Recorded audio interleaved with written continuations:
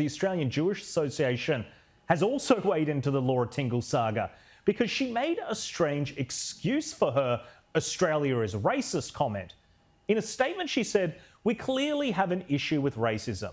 For some months now, for example, the Australian newspaper has been devoting considerable space to its alarm about a rise in anti-Semitism in Australia."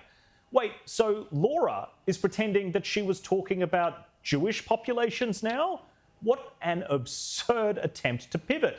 And what did the Jewish Association think of this? Well, CEO Robert Gregory labelled it ridiculous. Laura Tingle should not drag in the Jewish community to defend her ridiculous statement.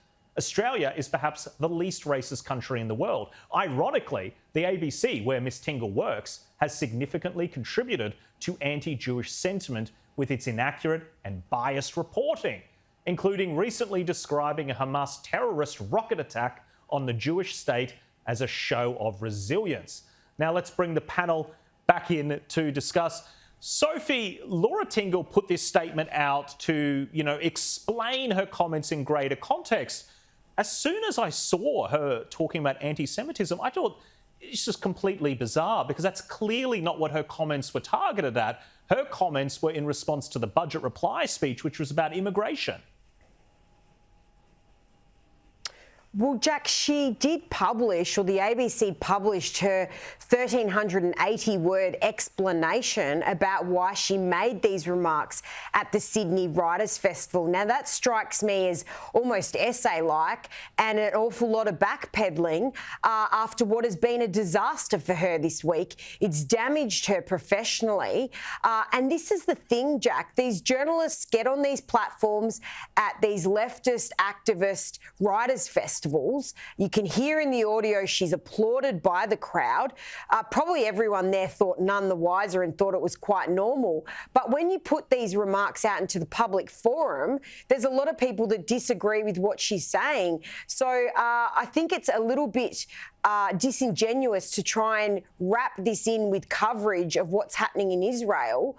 But again, she's trying to get herself out of this giant hole that has damaged her professionally. Yeah, it's a good point. And there was also reference, Christy, by the Jewish Association to the fact that the ABC has had this issue with this show of resilience post that they did on Instagram. And he's saying, well, it's a bit ironic that you're saying you're standing up for anti-Semitism when your organisation is calling terrorist attacks, targeted rocket firing onto Israeli citizenry.